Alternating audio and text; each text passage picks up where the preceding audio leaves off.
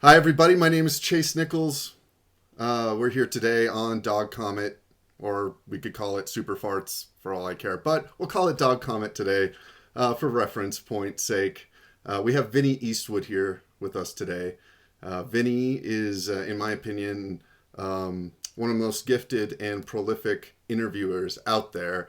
So today I'm interviewing or having a conversation. I just want to call it a conversation with the great Vinny Eastwood from New Zealand. He has more subscribers than the New Zealand Herald, which is the main media source in your country, if I remember correctly, on YouTube.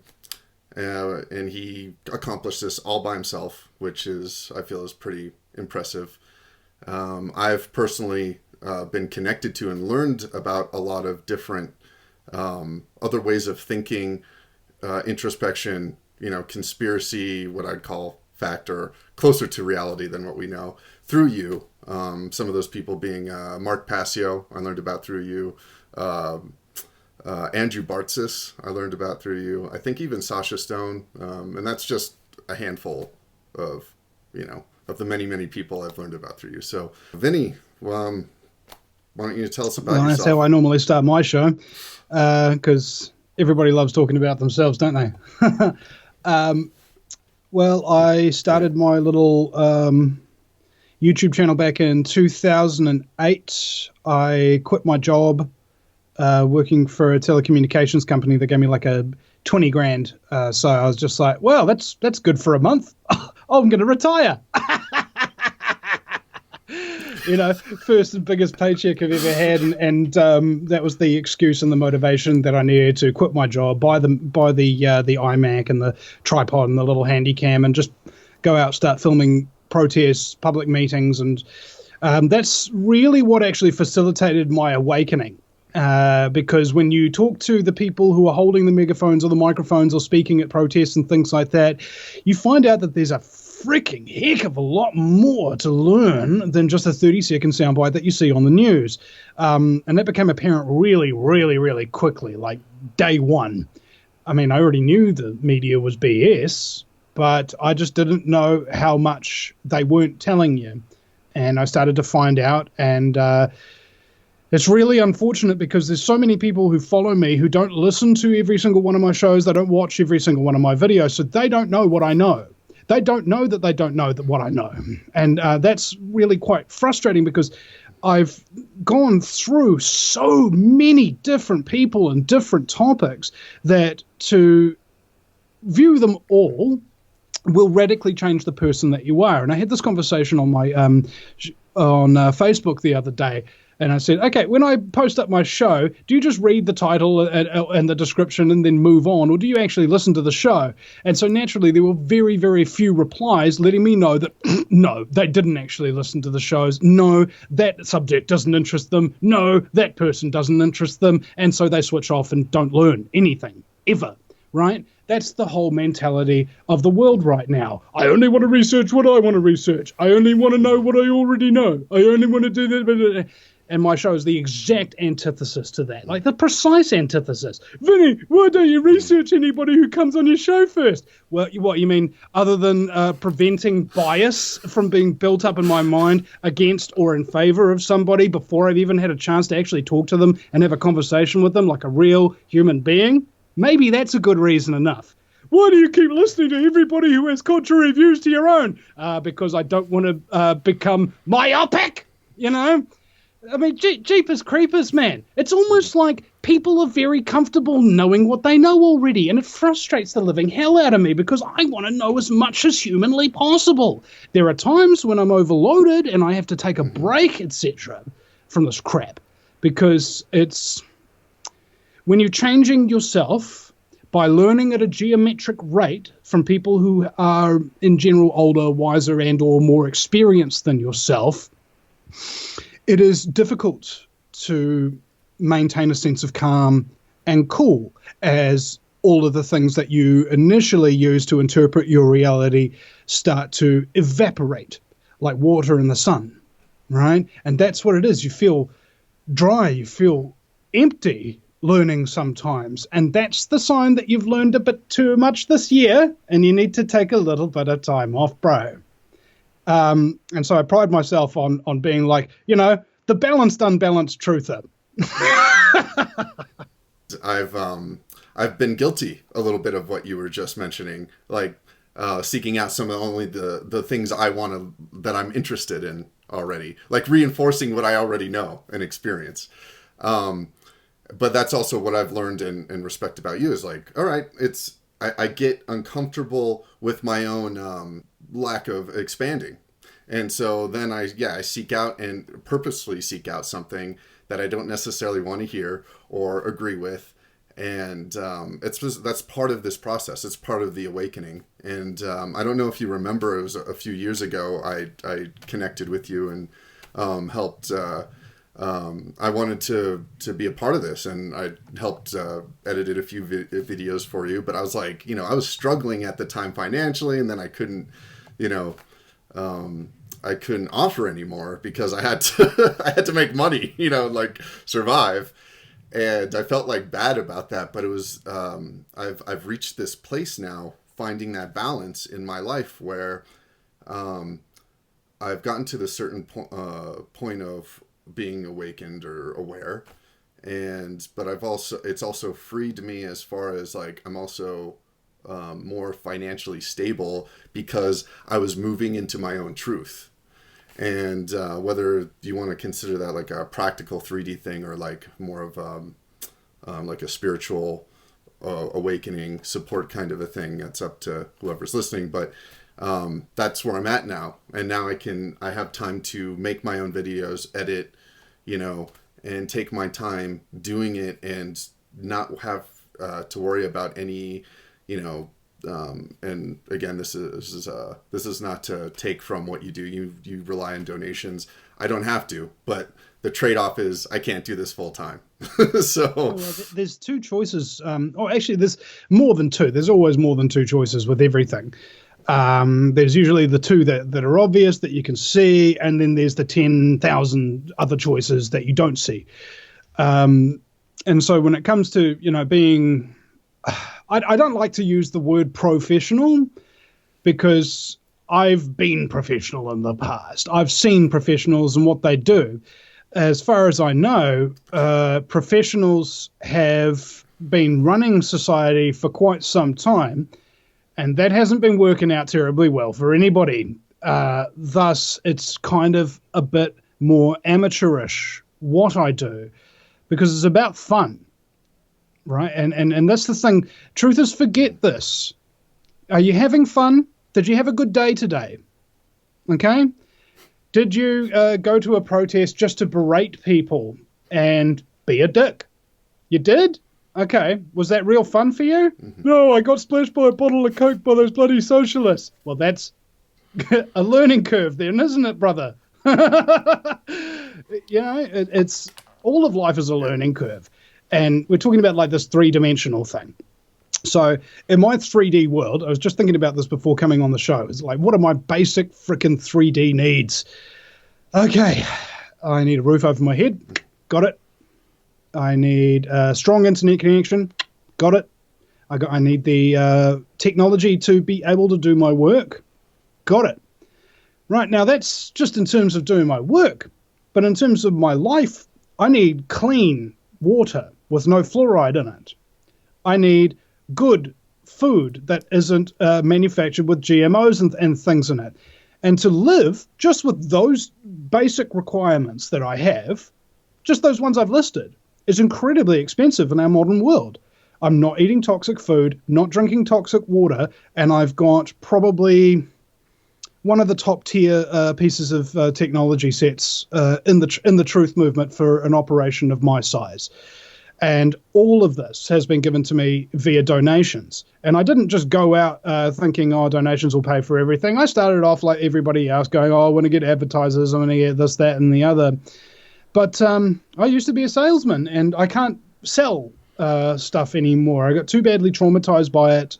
Don't really have an emotional investment in the outcome anymore because I'm just sick and tired of watching shows and having them interrupt the guest in order to advertise their products, or waste time that the guest is on the show by coming back from the break and then doing a live plug for the products before then going back to the guest, who you then interrupt and talk over and then interrupt with another ad break. That was making me pull my hair out, right? So we modeled American Freedom Radio after James Corbett from the Corbett Report, who talked about this thing called the peer-to-peer economy. It's not donations that I'm getting inherently. It's actually economic support from investors. They're investing in me and my operation and what I'm doing because they actually have and see an outcome to their investment. And that's why they continue to do so. Now, as a result, if I get out of bed and I don't feel like working, I don't. If I get out of bed at 4 o'clock in the morning and I feel like working, I start working, right? And that's why I produce so much more than everybody else, because I devote myself full time to this craft and I don't have to make any excuses to anybody about why I'm not doing as much or whatever, because it's self-explanatory. Have a look at how much time I take off during a year, and then have a look at how much I've produced during that year and for what budget.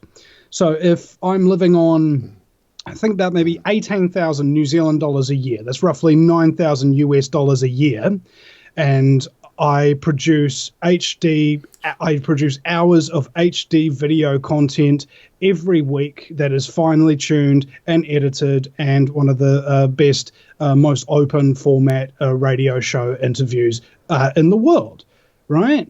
And it's not that hard to do, but it took me a long, long time to learn the skills that I've got to be able to do this. And that's why recently I offered, people can hire me now. If you want to learn how to edit, if you want to learn how to do your website, if you want to learn how to Facebook promote, and so on and so forth. If you want to do any of the things that you know that I know how to do, you can hire me and I will teach you across Skype using screen share. Screen share's amazing. We got this video called Splore for a dance party festival here in New Zealand. It's really, really cool thing to go to, because it's not just like typical basically wankery festivals where you have a whole lot of really young, really hot people who are walking around and dancing and talking about their next fix. That's not what it's about. It's actually really kind of about love, and they get welcomed by a Māori elder in the beginning of it with a proper ceremony and that sort of thing. It's a very, very different festival. So we spent, myself and my mate Mikhail, who bought me the ticket last year, most of the time actually going around and helping the crew and filming the festival, and then came home, and about maybe 2-3 weeks ago we started editing the video together after about a year of it being on the back burner, more or less.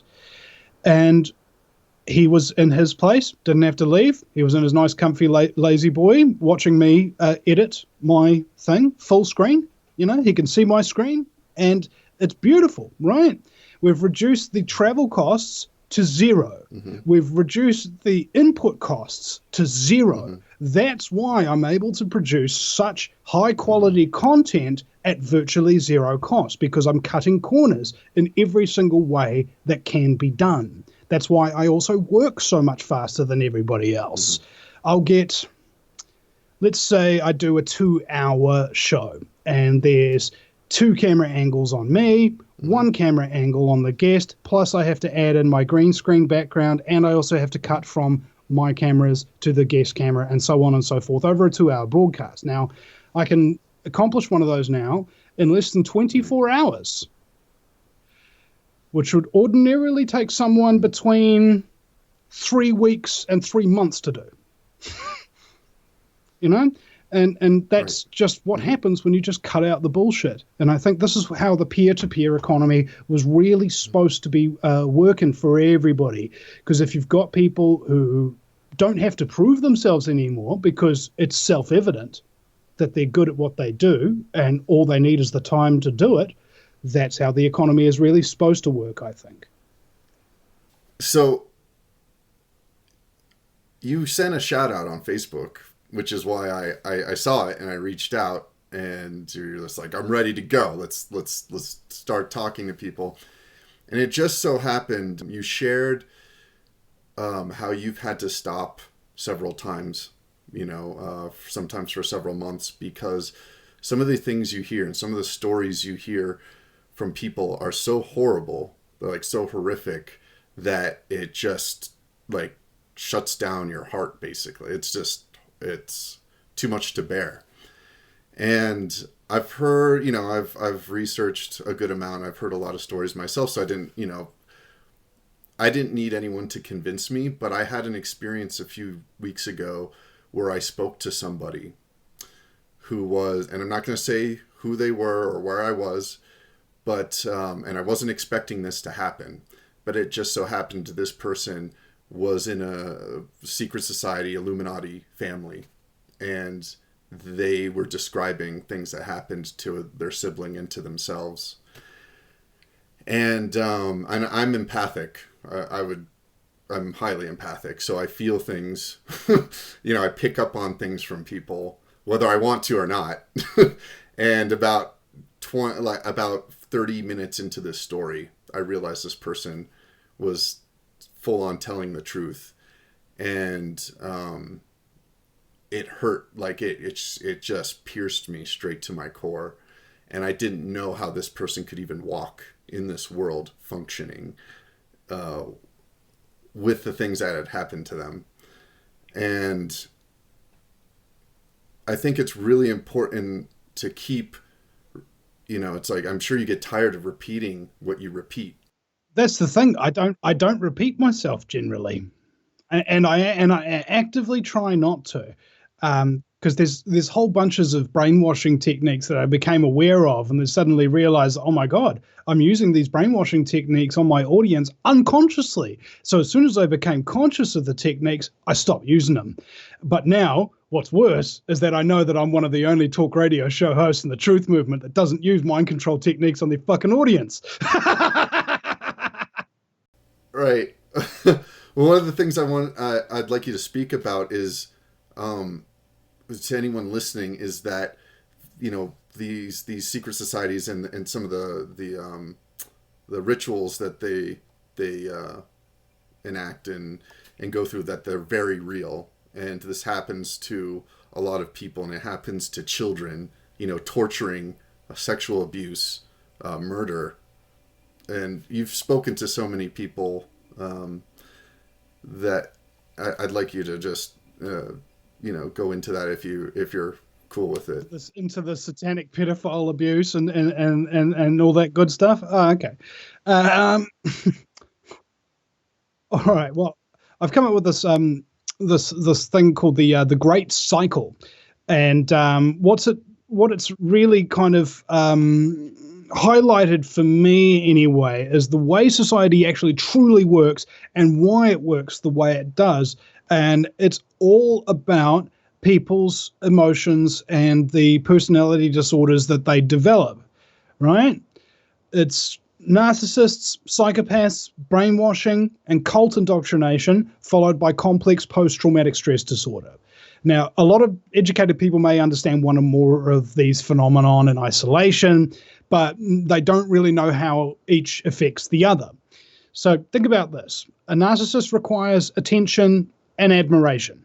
All right, that's usually because they didn't get enough of it as a child in order for their brain to develop properly. So their neural pathways fuse shut, and their ability to self-coddle, have a self-image, and things like that disappears. This happened to me, and it's an incurable condition. All right, so I need attention and I need admiration just in order to feel whole.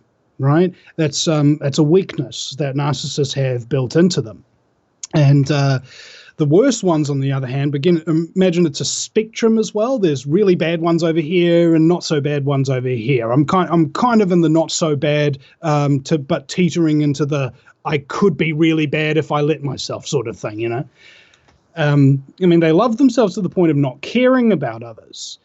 A psychopath, however, requires power, wealth, and sex, right? They think themselves so superior that human life has no intrinsic value except when it's of use to them.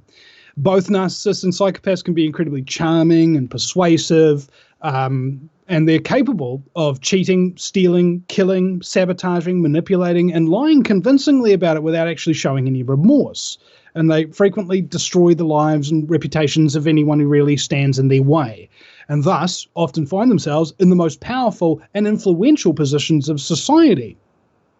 This allows them to control society more or less. All psychopaths are narcissists, but not all narcissists are psychopaths. However, the subset of manipulative techniques they use to control people makes them extremely adept at extracting what they want from them and concealing their scumbaggery from them at the same time, as well as implanting beliefs in the victim's mind. This is the scariest part, is that somebody can manipulate you to the point where they can implant beliefs in your mind that you will defend even though that belief destroys you and is not true. And even though it would take seconds to find this out, you don't find out. Right now, interestingly, these techniques bear a striking similarity to those employed by cult leaders when indoctrinating their membership. And turns out that cult leaders are often narcissists and psychopaths, right? And these same psychopathic narcissistic behavioral patterns form what might be called the main pillars of brainwashing that was found to be used in government mind control experiments, all right? Now, like milieu control, I'll just give you one example. It means it's a wankery term, which means isolation of information. So you get you away from your family or away from your normal group of people that you would associate with, and they stop you from associating with anybody except that of the cult. All right. They do this to the police officers. They actually move them. I interviewed a New Zealand police officer, and he was moved from his hometown, where his friends who weren't cops were, and his family was, to other parts of the country. Now, when you move to other parts of the country and you're part of a big club like the cops, who become all your friends all of a sudden? All the cops. They become the only thing that you hang around with. That's how they get the cult members to be totally indoctrinated and utterly dependent on the cult itself, because they feel that they're part of it. Now, the effects on the personality and behaviors from victims of cult indoctrination, brainwashing, and narcissistic or psychopathic abuse are virtually identical to many of the traits shown by sufferers of complex post-traumatic stress disorder, a disorder that ironically exhibits many of the same behavioral characteristics as a narcissist. All right? You see how that cycle goes? Narcissists frequently raise their children in a way that their parents raise them, which means that their children typically wind up developing narcissistic personality disorder. That's the great cycle. Right? That's how it runs society. That's why abusers are often the victims of abuse. Now, this gets into how you now understand how society sort of runs and why that great cycle is being kept on running throughout the entirety of human history, and it shows no signs of stopping as yet. So we've got pedophile cults, massive ones, all right? I think there was a... who's usually at the top of those? I'm not sure specific on the specifics of those, but... Mm-hmm. Let's take a look at, say, some of the different groups of pedophile cults. Mm-hmm. So one pedophile cult is Child Protective Services, all right? Or in New Zealand, it's called Child, Youth and Family Services, or CYFS for short, named after a venereal disease. Now, on top of that, the way that they are able to get, let's just call the children meat. Okay, this is how they think of them. They think of them as meat, as playthings, as something to be consumed. Yeah.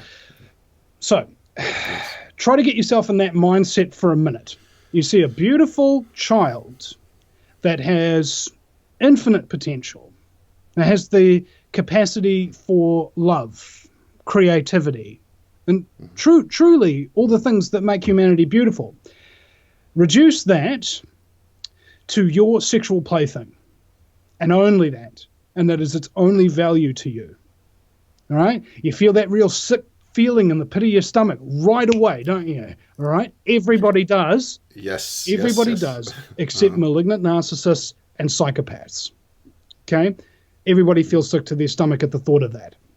And this is why most people don't want to hear about this subject. Okay? Because they instantly feel sick to their stomach when they think that there are other people who are not like them who will treat children in a way that they never would. Okay? It's a lack of imagination, essentially. All right? Vinny, I don't understand this. Why would somebody do that? Why would I do that? The reason you don't understand it is because you got a conscience. Okay? Yeah, you're a decent person. Oh, how can these people do that and sleep at night? Because they don't have a conscience to keep them up. Just taking a stab in the dark, you know?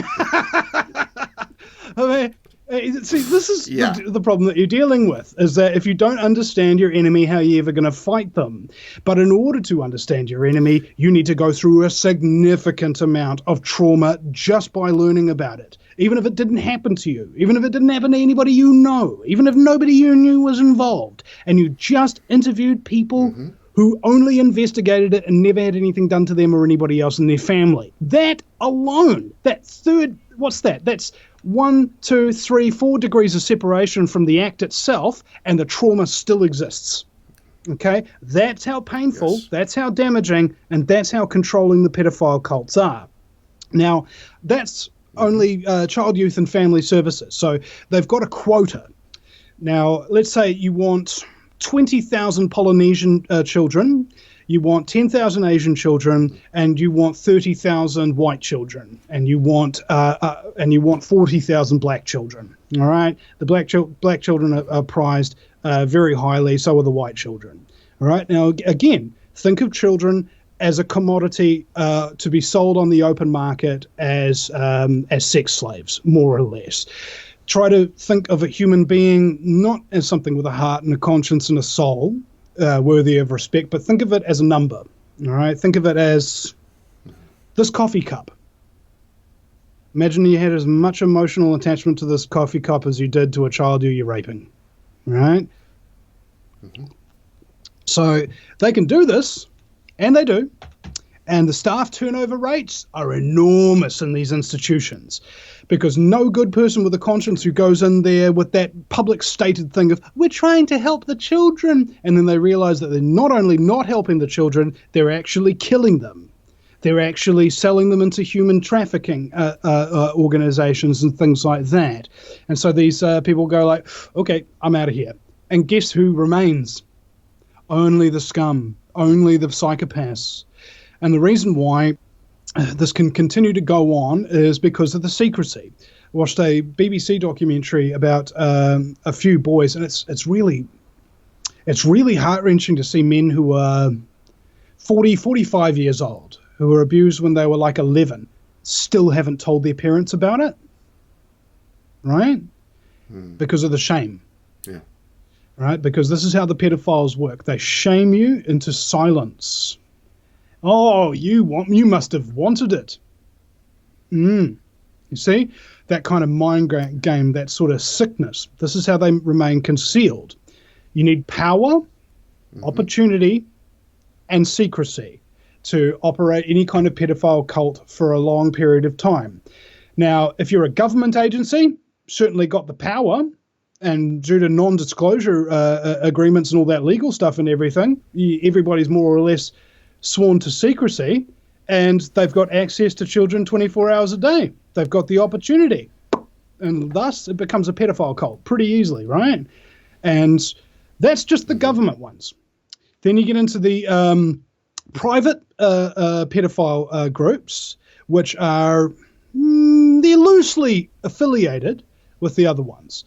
So you'd have, let's say, the woman that I interviewed about it, whose husband was a pedophile, and his parents were the number 1 and number 2 Queen's Cross winning, public servant type up here, elite of the public service, and they have a home called the Candy House, right, with soundproof glass and soundproof walls. You think about that?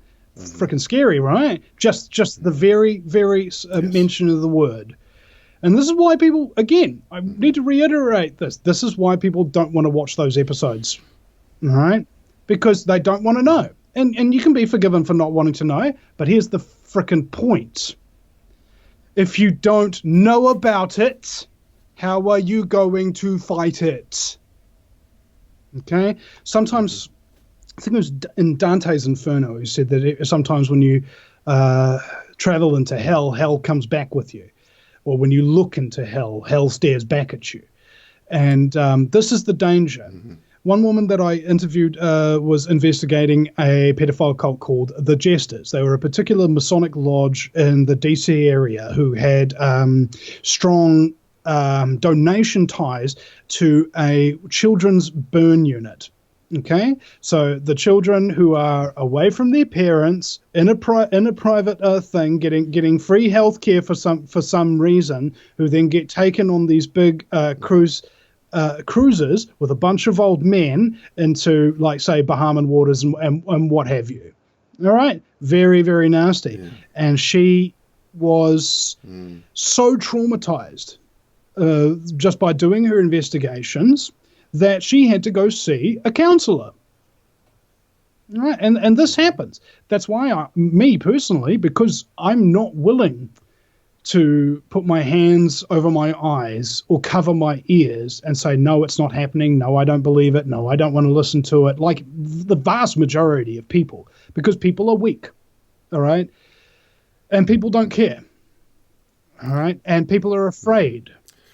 Well, people are afraid of their own feelings, and I would consider myself very sensitive, but when I heard about this stuff, I knew it in my heart. It wasn't a mind thing. It was that I knew in my heart that these things happen and that it's not okay. And especially, and it didn't even come into question that my own feelings, my own sanity, had to be spared, and that's what we have on a massive, basis, and that's why we have, again, I bring up this Trump situation. There's a lot of people really getting upset right now. And a lot of it, and like I said, it's not that he's not a douchebag or that he's,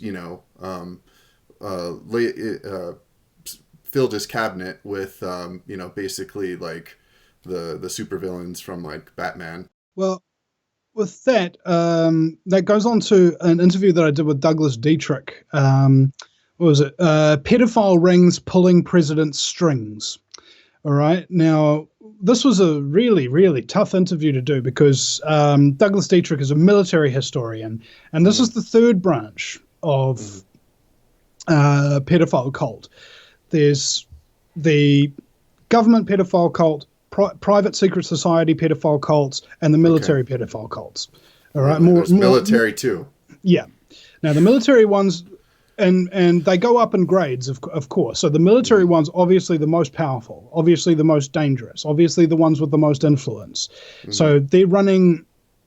One example he gave me was that there was a base that had a childcare, a daycare center in it, with 80 children on a base with only a couple of hundred people, right?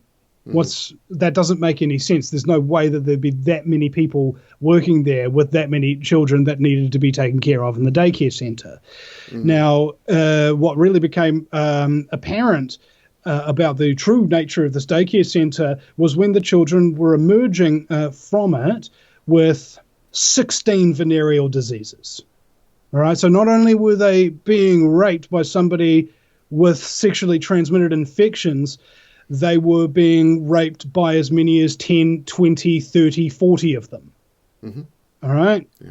In some cases, in one day. This is the hardcore. Now, these people in the military have the world's most advanced surveillance technology. They have the most deadly hitmen. They have the most of everything. Okay, so naturally they're the ones who feel that they're above reproach.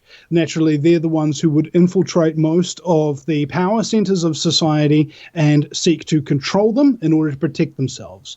Now, we see this when a big scandal was released. I believe it was called the Franklin Scandal, and a documentary was made of this, and it said that all of the elites in the Chicago area were involved with this one pedophile cult. It was pulled from air. Okay. And a lot of times when you see these big leaks happening, they're just hushed up. And it's aided by the fact that people don't want to hear it anyway. So isn't that great? That Kinda you like can the abuse. Pizzagate thing. Yeah. Pizzagate, swept under the frickin' rug. Anybody talking about it now? It was flipped, and they're like saying, "Oh, this is fake news, and it's created for distraction purposes."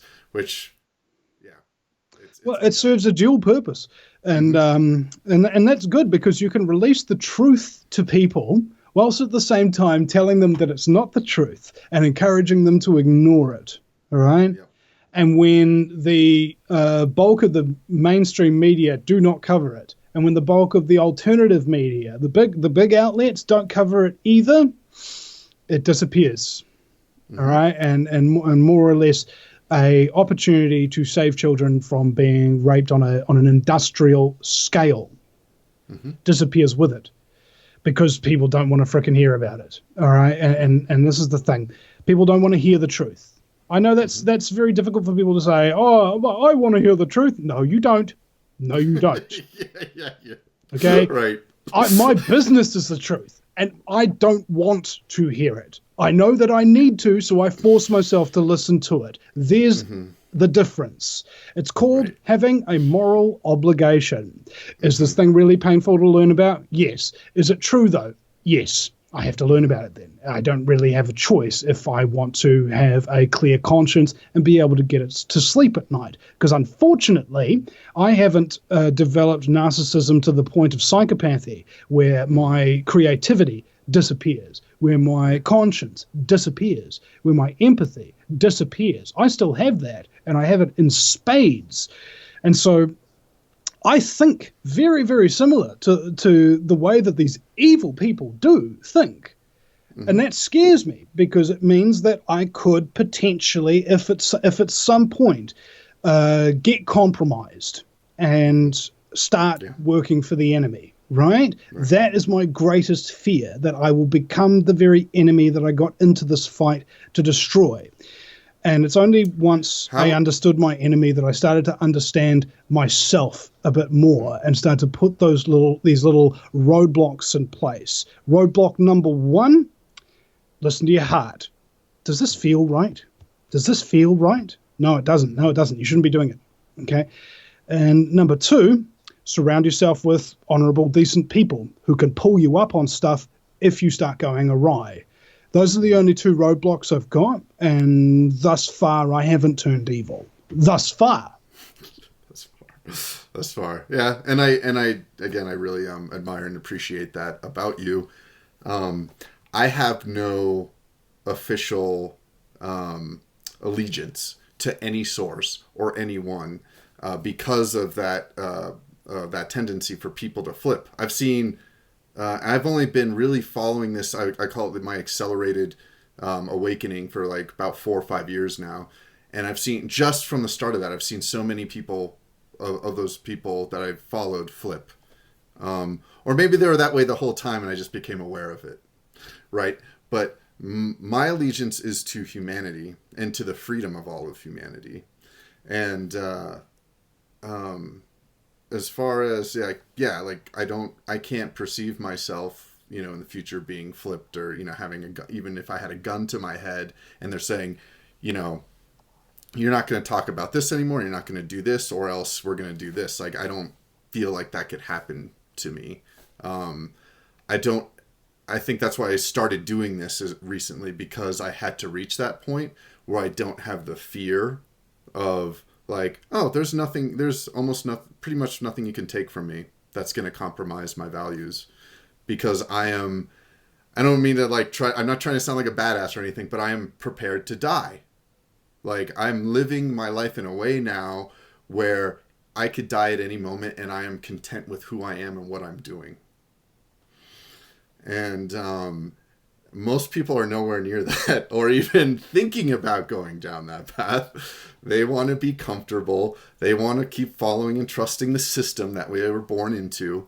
And that's one of the other things what I was trying to get at earlier by mentioning the recent election and people out there protesting, because I know you protest, but at the end of the day, it's like I wanted to get your feedback on like what would it really take in your opinion from what you've learned to create the change? Like, you know, let's say we're aware of these child trafficking and sexual abuse rings. We're aware of, you know, the government, the system being a farce, but, you know, going out there and being like a free man, you know, movement person's going to only screw you, get you compromised, get you thrown in jail.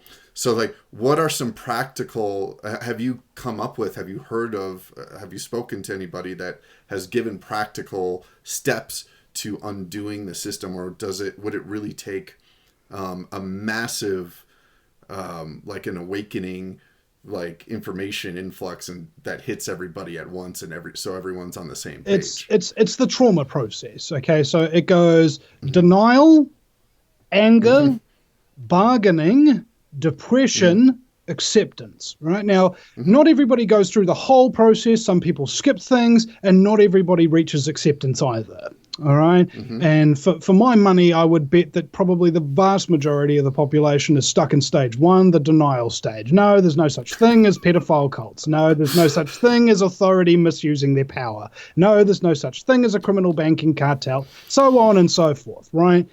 So if you want to awaken, you need to accept that there are certain things that are outside of your control. Right. I remember I was interviewing a guy who became the Christian whistleblower, Jeffrey Doherty, right? And I interviewed him recently after interviewing him like years and years ago. And since interviewing him years and years ago, he got on the George Norrie show, got millions of hits on that interview and got catapulted into it. And when I got him on the show again, he goes, well, Vinny, it was actually you that really inspired me largely to continue doing what I was doing. He said, you advised me of two words that really set me off on this direction. Can you remember what those two words were? And I was just like, thought about it for like half a second. Fuck it. And he's like, that's exactly right. And that's it. As soon as you've reached that level of desperation, as soon as you've got nothing left to lose, as soon as you're ready to say, fuck it, I'm ready to lose it all, I'm ready to risk it all, that's when you'll actually achieve acceptance. Okay? But I see it as this beautiful everything, like middle point, because it's not just a fuck it. It's like I look at it at the same time, like I feel like I'm more alive than ever before, but I also feel like I already died, like I'm dead at the same time, which feels really empowering. You know, it might sound weird to some people. It feels really empowering to me. Well, for me, I mean, my reasoning process behind doing what I'm doing was out of trauma plus selfishness. Okay, like I do my show for purely selfish reasons. I don't want to get enslaved, and I don't want to get exterminated. Pretty straightforward, pretty selfish reasoning, because I came to the conclusion that unless all of us are free, none of us are free. I don't want to be a slave. It means I have to try and free everybody, as many as I can, because I cannot free anybody by myself. All right? I can't do that without everybody else. I can't be free without everybody else. So I selfishly devoted myself to humanity. You understand how that works? We're all hypocrites, and it's those of us who embrace our own hypocrisy and the ability to live with that fact and keep doing the right thing anyway. Those are the ones that actually change the world. Those are the ones who actually mean something to the future of humanity. Everybody else, they live in denial. Oh no, I'm really, really happy in my life. Really? When was the last time you had a awakening conversation that actually made you feel alive while you were watching sport? It never happened, did it? No. When was the last time you actually felt as if your life was worth something when you got up before you'd had a good night's sleep to go to a job that you hate. It hasn't happened, has it?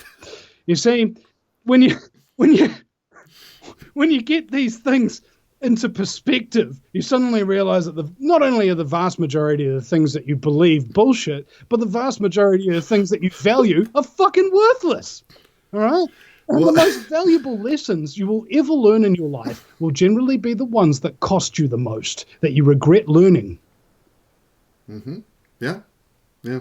And I think the people that are more dangerous are the ones that think they're good people, you know, and just for example, just to give a really, like, lame example or on the lower end, but like people that have hybrid vehicles here and they're like, well, I'm saving the environment because I'm saving gas, you know. I have a hybrid vehicle. You know why I have a hybrid vehicle? Because it saves me money. That's why I have it. And I have no problem admitting that. I don't think I'm a good person because I drive that. Like, the batteries cause more toxic waste in a landfill, you know? Like, I still have to use fuel. I want to interrupt this a little bit here. Because, all right, so A1, where does the lithium for those batteries come from? They tear up Canadian forest in order to get the sand ore out of it. They've literally cut down thousands upon thousands of square kilometers of forest in order to harvest that shit. Mm-hmm. And what are they doing now? Well, it turns out there's a hell of a lot of lithium in Afghanistan. So by buying a hybrid vehicle, you are supporting environmental destruction and global war. Mm-hmm. Yep. And that's only the parts that's away from you. That's only the stuff you don't see. What you can see and what you can measure is the amount of electromagnetic radiation and electromagnetic frequencies that come off the converter, the catalytic converter, that produces a really, really resounding effect on your cells. So you're literally microwaving your cells while you're trying to save the environment, while you're destroying the environment, and while you're supporting the military-industrial complex. Stick that in your hybrid pipe and smoke it. Right. And this is what I'm talking about, is that all of our beliefs, all right, anything that we believe, we don't actually know. And that's the reason why we say this is what I believe, because I've done no fucking research into it to find out the actual knowledge behind it. We're getting sold things, right? If Coke tells you that something is fat-free, what it tells me is that it's chemical is that it's a carcinogen. All right. Yeah. If say McDonald's tells me that they're offering salads, what that tells me is that they put so much dressing on that salad that it's got more fat than a Big Mac. All right. Yep. Everything's the opposite. We live in an opposite world. And that's why the conspiracy theorists are called crazy as opposed to the government officials, right? People don't think government officials are crazy. They think that they're upstanding citizens and what have you. Whereas if you're a conspiracy theorist and you know what a cult looks like, you know that these people are cult members and that they have a cult of belief that is incredibly dangerous, causes untold harm to society, and they will keep causing harm to society until they are forced to stop. They won't stop by choice. They won't stop by enlightenment. They won't stop by anything else. There are only two things that psychopaths really understand as great things that they fear. Consequences. All right? First of all, consequences. If they have consequences for their actions, they'll stop acting in such a way and they'll try to act in a different way that will allow them to do something without consequences. That's why the secrecy. That's why the power relationships. That's why they get into high positions of society, because they can prevent themselves from having any consequences, right? I would specify consequences as far as exposing what they are and what they're doing. Oh, sorry, there's number 2 and 3 as well. All right, so okay. They fear being exposed. That's another one. But the third one, which is the most interesting, is that they fear psychopaths, worse psychopaths than them.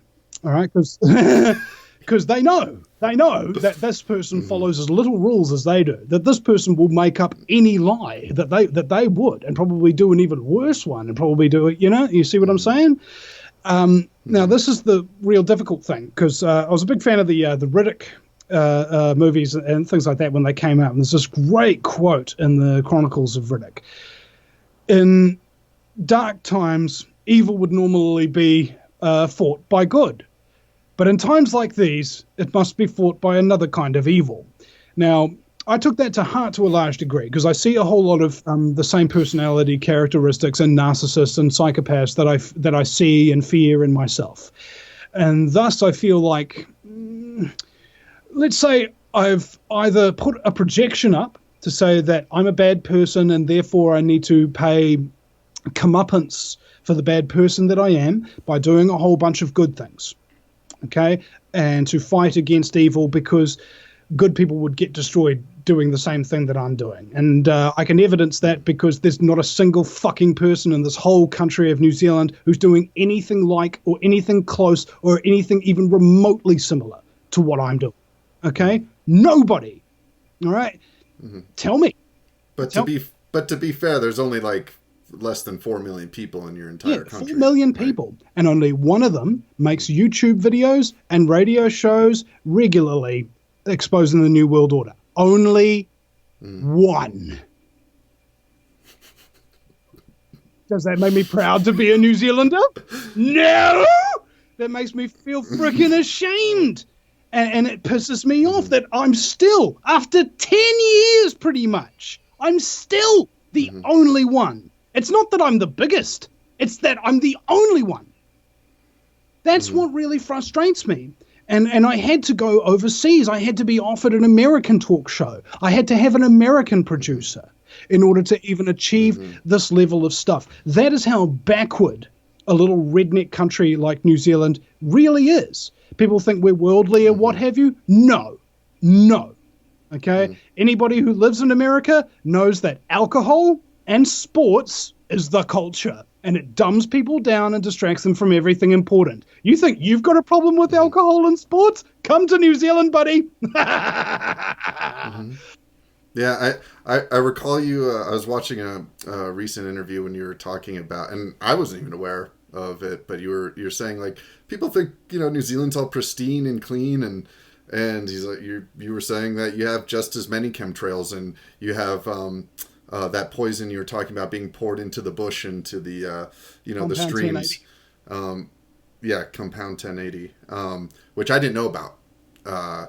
And I've had a handful of friends, my own family, go to New Zealand, and they love it, and they're like in love with it, and they're like, oh, it's this pristine, beautiful place. And it from the images I've seen, it is beautiful, but it's just as contaminated and screwed with as anywhere else. But you have a look at a look at any photos of the beautiful mountain ranges and wonderful prairies in the United States, just as beautiful, if not more. All right, and people think that they have to come to New Zealand to see and grasp that kind of beauty. Why do you think they thought about shooting the Lord of the Rings in the United States first of all, before Peter Jackson argued hardcore to get it shot here? It's the thing. All of the world is beautiful, but we're convinced via tourism advertising mostly that the beauty's over there somewhere. All right, that it's not here and needs to be preserved, like the people at the Standing Rock are trying to do. Which Trump just okayed the pipeline deal for. I noticed that now. So we're Now see, that's the frustrating thing.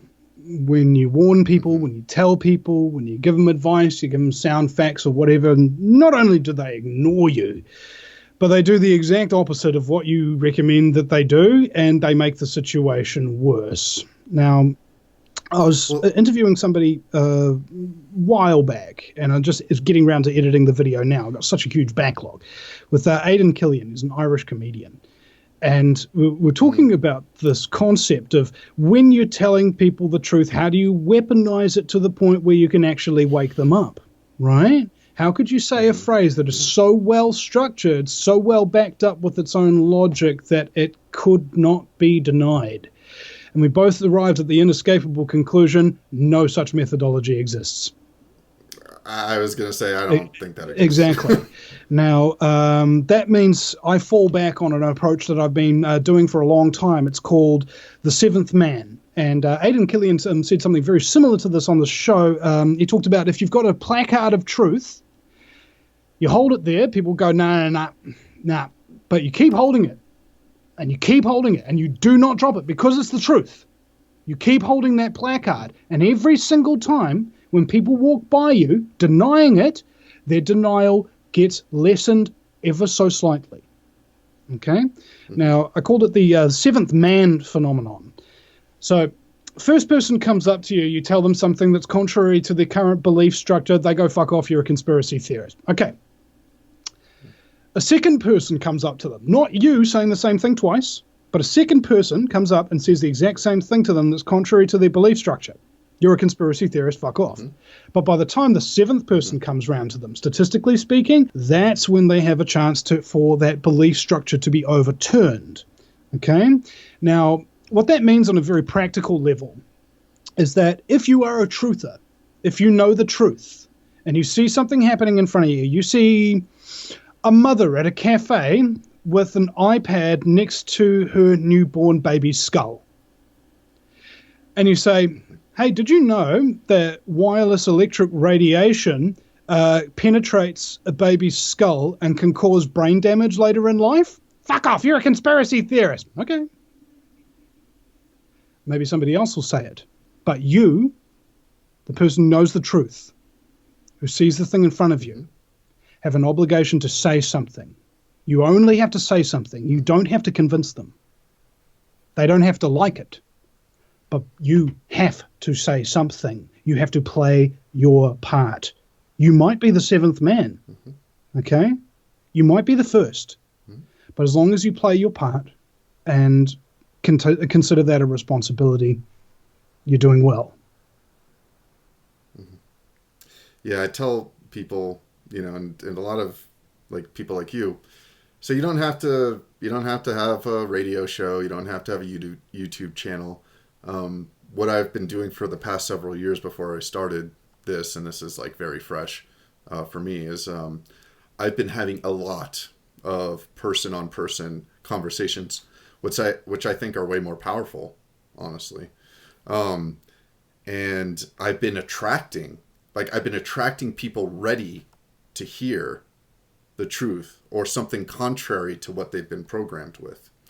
And I got into this initially, and I don't know if you remember me sharing with you, but because I started having like extra dimensional UFOs were waking me up early in the morning repeatedly, things like that. And it was messing with my head, but it was in a roundabout way getting me present with what's going on here and looking at it. And it all ties in together for me. I can go way out into left field, with topics, and I can come right down into the nitty gritty practical things and still be lucid. And I think people pick up on that. And so since I went through those 5 stages of grief, I totally did. I went through it all. But now that I've gone through it, I can talk to anyone about it, and I don't care. I preface a lot of my discussion, my sharing with, you don't have to believe a single word of what I'm saying, and I don't expect you to, but this is how I see it, and this is how I experience it. And to me, this is going to continue. This bullshit is going to continue until we get with the program and we take our own power back and our own sovereignty as as creator beings. Yeah. Well, I think it was, what was it? Comedian Steve Hughes. He says, if you got anybody who's trying to tell you to do something that you really don't want to do, that you know is wrong, just tell them these just tell them these simple words. Fuck off, you cunt. Australian proverb.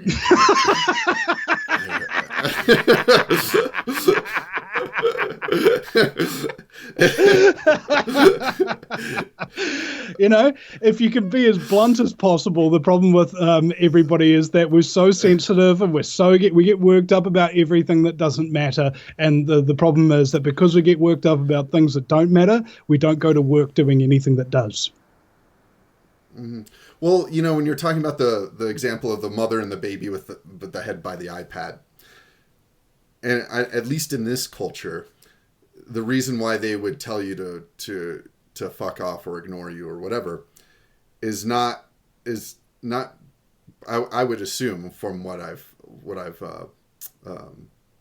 seen is that it wouldn't be because they don't cognitively want to think about it. It's because they're so sensitive, like they're programmed to be reactive and defensive. So it's basically saying, oh, I'm a horrible mother. You're saying I'm a horrible mother? Like, fuck you. I'm a great mother. I know, like, that's what it's called. To keep this when I was doing sales, because I'm a narcissist and basically a very fragile ego as a narcissist. Anybody insults you, it cuts right through. There's no firewall. There's no defenses.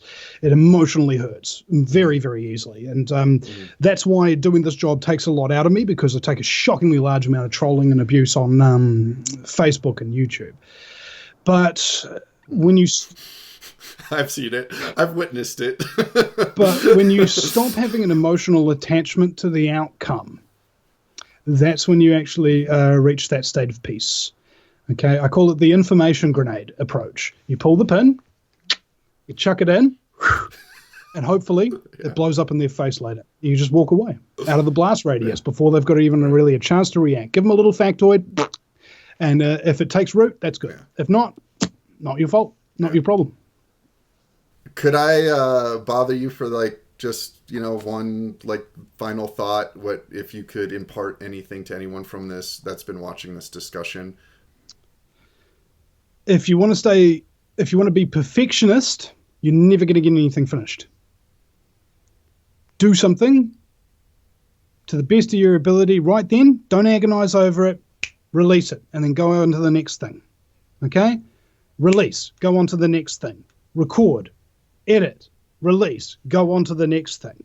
There's a real big problem that I have with people who find infinite excuses to not get started doing what they want to do and being who they want to be. And it usually stems from them worried about being judged by other people. Oh, but everybody won't think this video is good enough or blah, blah, blah. It's like, dude, have you fucking watched a YouTube lately? Do you have any idea the low quality production value that is out there with people who are just speaking with them without even a proper background, with tinny vocals? They don't even have their curtains drawn. They don't even have lighting. They don't have a green screen. They don't even have an HD webcam. And they've got 100,000 subscribers. Yeah. Why? Because they release a video every day, say something that's honest and real, and release it and then do something else. All right? Don't be concerned with what other people are doing, with what other people are feeling, or whatever. Be selfish, do what you feel is right, and don't accept anything else. Beautiful. Cheers, bro. Thank you very much. And I'm going to make sure that people go to thevinnieeastwoodshow.com. That's Vinny with a Y, because that's the most important question. And Eastwood, go ahead. Make my news. Right. And if they want to donate. Same webpage there. We've got a little Patreon account. So if you want to put up $1 a month. One of my Patreon users actually upped their donation from $5 a month to $10 a month this morning. I was like, that's really sweet of you, bro. Thank you. And I also want to give a shout out to all my listeners and supporters and donors and things like that, because 2016 was just such a freaking rough year for me, bro. Cat got sick, had to have surgery. My wife got sick, had to have surgery. And I was supporting this whole income of this whole household basically on me, an activist, It was so incredibly stressful that I had to I had to take off time from September. So from September 2016 through to maybe mid-January 2017, I wasn't doing my radio show because I was just had too much of this stress in my life. And I really want to thank all the people that kept donating regularly anyway, because they knew that I was going through a rough time and just needed their support to continue so that I could then come back and be firing at all cylinders again. And I am. Well, thanks, man, for inviting me on and having this little conversation here, bro. It's been good.